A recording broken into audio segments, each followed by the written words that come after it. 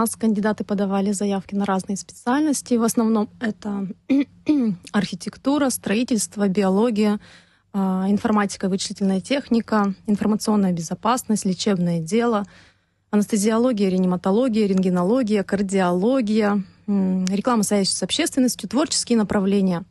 Вот, если говорить о наибольшем конкурсе, то, конечно же, это у нас составили специальности архитектура, дизайн, медицинские направления и IT-направления. В рамках квотной кампании участвует более 450 российских вузов, но в основном кандидаты предпочитают выбирать Москву на выбор, Санкт-Петербург. В этом году также кандидаты у нас были распределены в такие города, как Краснодар, Ростов-на-Дону, Казань, Ярославль, Майкоп, Якутск, в Кабардино-Балкарию дети были распределены в вузы.